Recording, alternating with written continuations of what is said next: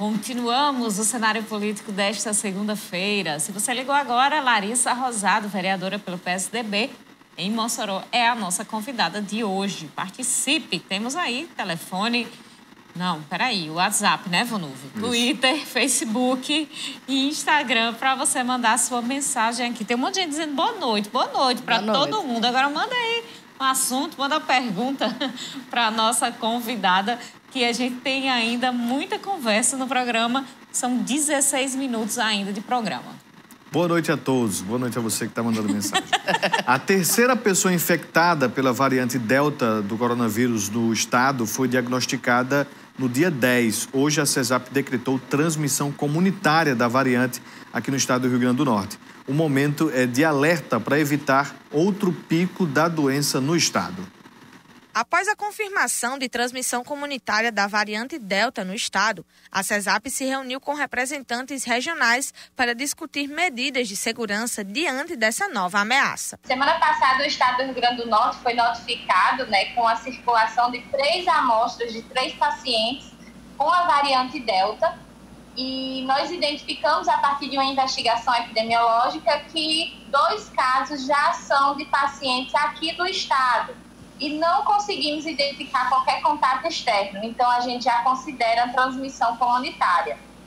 A partir daí, ontem nós fizemos uma grande reunião da gestão para entender quais os próximos passos que o estado do Rio Grande do Norte precisa deliberar. A variante, que já circula no Brasil desde junho, preocupa especialistas por ser altamente contagiosa.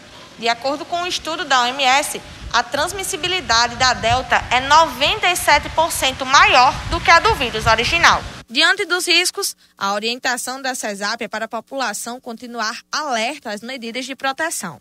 Mas a melhor defesa contra o vírus e suas variações continua sendo a vacinação. É importante também que as pessoas busquem a imunização. Nós temos hoje mais de 63 mil pessoas no estado do Rio Grande do Norte que não tomaram a D2, que estão em atraso. Então, essa é uma informação muito importante. Eu costumo dizer que a gente tem uma corrida e é quem vai chegar primeiro, é a Delta ou a imunização. Essas 63 mil pessoas precisam buscar os postos de vacinação para completarem o seu esquema vacinal. Apesar do momento de cautela, a expectativa da Secretaria é continuar atenta para manter a estabilidade da pandemia no estado. Nós estamos aí na fase 3 do decreto, de retomada, e a próxima semana seria a fase 4. Então, mediante essa semana, de acordo com o cenário epidemiológico que nós temos, existe uma possibilidade de a gente prolongar essa fase 3, mas de regredir o decreto com o cenário epidemiológico que nós temos hoje, ainda não. Tá aí, alerta, pessoal. Não é tempo de relaxar.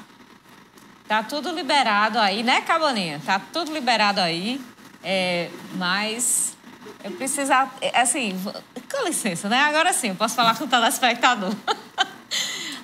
Não é tempo de relaxar. As atividades já estão voltando, eventos estão voltando, mas a pandemia não acabou.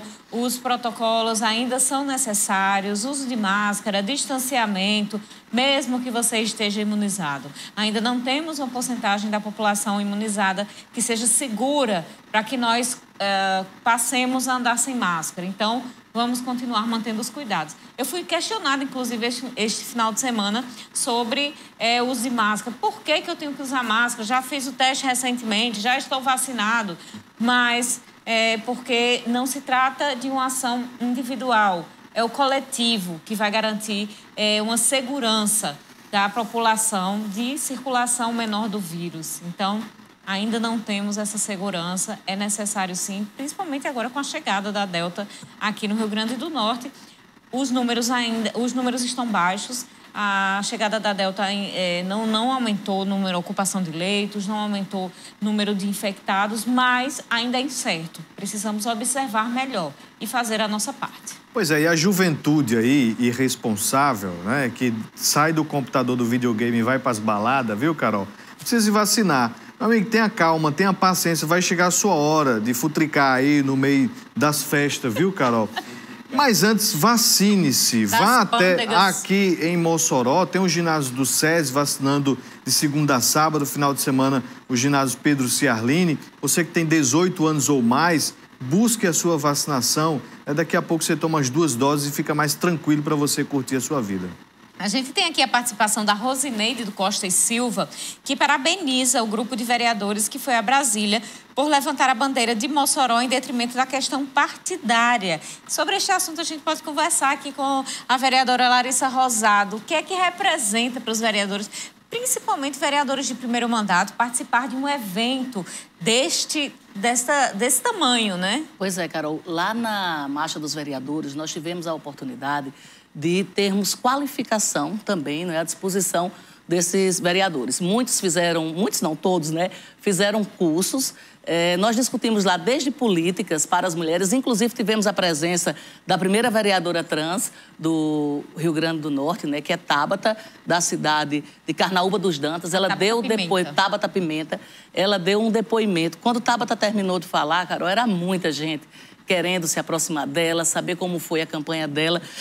Nesse momento da marcha, além de nós deixarmos de lado as questões partidárias ou de oposição e situação, aqui dentro da Câmara da cidade de Mossoró, nós temos essa possibilidade. Foi conversado, foi dado cursos lá sobre licitação, sobre questões importantes para o legislativo no dia a dia, do como se portar, da elaboração de projetos.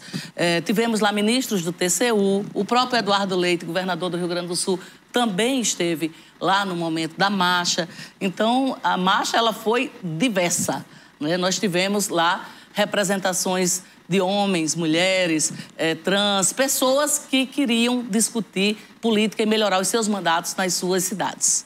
Existiu essa possibilidade, né, dos vereadores irem até Brasília, mas como é que a Alverne aqui no estado do Rio Grande do Norte deve trabalhar também esses assuntos com os vereadores aqui do estado? Também, aqui no estado. Também trata.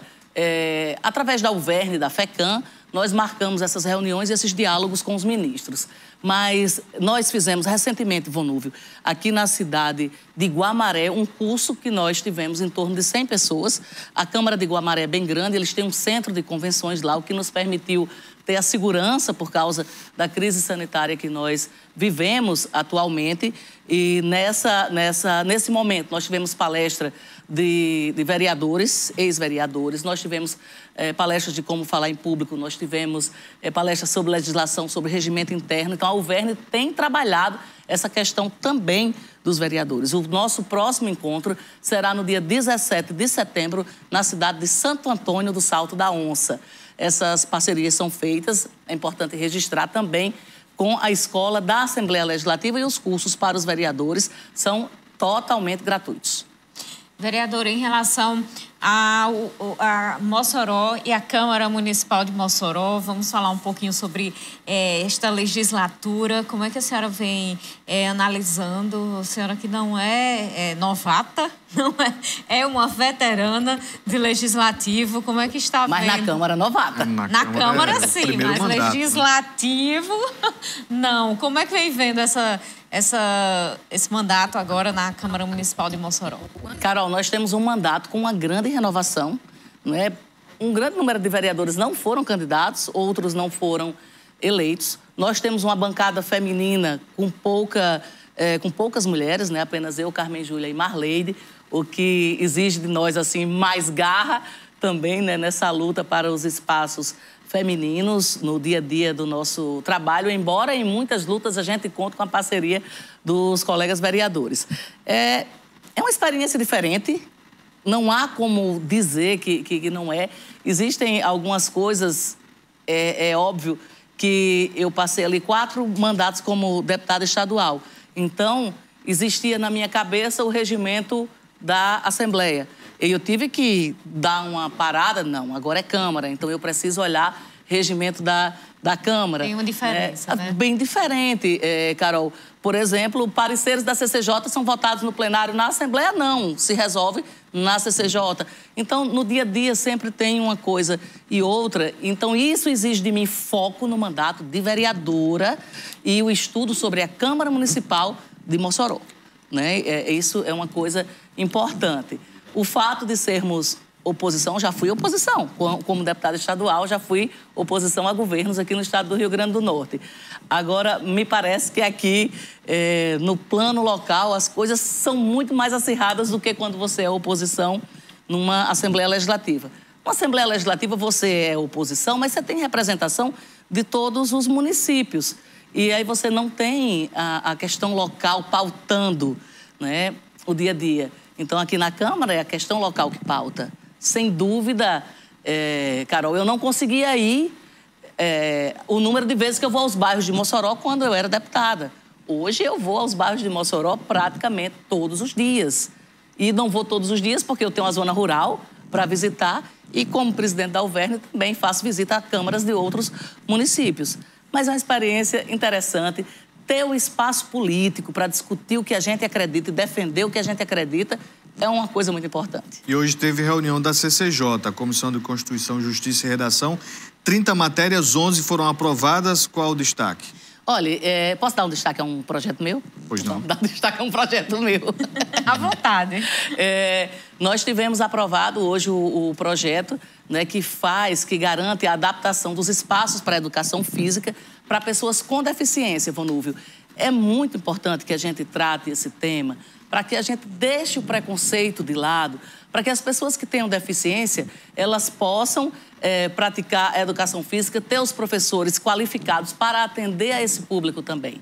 Eu achei um absurdo a matéria que eu vi ontem na TV, em que fala na separação, inclusive, de pessoas que têm deficiência, de alunos que não têm nenhum tipo de deficiência na escola.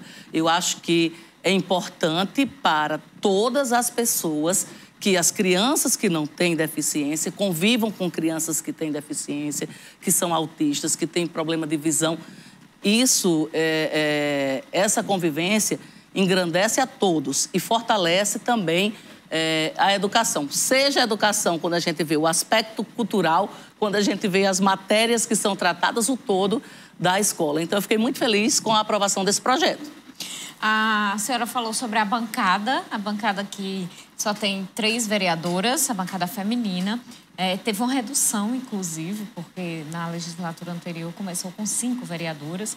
Nessa legislatura são somente 3. E a gente observa também, vereadora, que na prefeitura como um todo, nos quadros da prefeitura, a presença feminina também é menor do que nas outras legislaturas. Inclusive, a gente pode observar um perfil diferente, um perfil mais masculino. Como é que a senhora avalia isso? Olha, eu avalio de uma maneira negativa, né, Carol? Hoje, inclusive, de manhã na Câmara, eu conversava com um colega, para não usar o termo discutia, que ele se colocava contra a cota de mulheres, as cotas partidárias. E eu digo, olha, se as cotas partidárias, elas não garantem a participação da mulher, né, efetivamente na política, mas ela obriga os partidos a cuidar das políticas das mulheres, a qualificar essas mulheres. Carol, é muito difícil para uma mulher que é mãe, que é dona de casa, que tem o seu trabalho, deixa tudo isso e dizer, vou me dedicar à política. Não é fácil, a gente vive numa exposição imensa. Eu, por exemplo, passei uma parte da minha vida política em que eu estava ali divorciada e que lutava para me desdobrar na criação das minhas filhas e dar conta do mandato, dar conta da minha casa. Então, não é fácil. As mulheres precisam se sentirem fortalecidas e estimuladas a desempenharem esse papel na sociedade. E eu acredito que o machismo, ele acaba sendo representado nesses gestos da falta da ocupação dos espaços das mulheres. Que uma pessoa que tem a possibilidade de ter o seu gabinete, o seu mandato, poderia sim observar essa questão de ampliar os espaços e a participação. Eu tenho certeza que nós mulheres temos muito a agregar no conhecimento e no trabalho do dia a dia. Nós temos aqui o Francisco Paulino do Belo Horizonte, está perguntando como fica a posição do PSDB no RN sobre os 3 pré-candidatos, com qual dos nomes o partido vai fechar na convenção. A gente já falou sobre isso, viu, Francisco Paulino? A decisão ainda vai acontecer, mas eu vou pegar a carona nessa pergunta. Nosso tempo já está acabando e perguntar sobre a candidatura a deputada estadual. Está de pé? Pré-candidatura. Está de pé, com certeza. Carol, interessante, eu sempre tratei isso com muita transparência. Eu acho que vocês entrevistaram algumas pessoas aqui que talvez não tenham afirmado que têm o interesse, não é, de serem candidatos. É uma ampliação de espaço também, eu considero, para a cidade de Mossoró. Eu não abro mão do foco que eu tenho que ter como vereadora da cidade. E tenho exercido esse papel. Às vezes incomoda, às vezes vão para minhas redes sociais tentar me contestar porque eu estou visitando os bairros, porque eu estou cumprindo o meu papel. Aí eu imagino, se eu não estivesse cumprindo o meu papel, estavam me criticando porque eu estaria parada, né? Então, eu tenho cumprido esse papel de vereadora, tenho colocado requerimentos, indicações, projetos de lei, discutindo os temas que eu considero que são muito importantes para a cidade de Mossoró, para o nosso desenvolvimento, como, por exemplo, a questão do turismo, mas sim, tenho esse olhar lá na frente e penso em ser candidata. Nosso tempo já está no final. Larissa Rosado, vereadora, muito obrigada pela presença no programa de hoje. Obrigada. Seja sempre bem-vinda, vereadora. Você de casa, muito obrigado pela audiência. Boa noite, até amanhã. Muito obrigada pela audiência do programa de hoje. Amanhã a gente se encontra às 7h25 da noite ao vivo aqui na TCM. Uma ótima noite e até lá.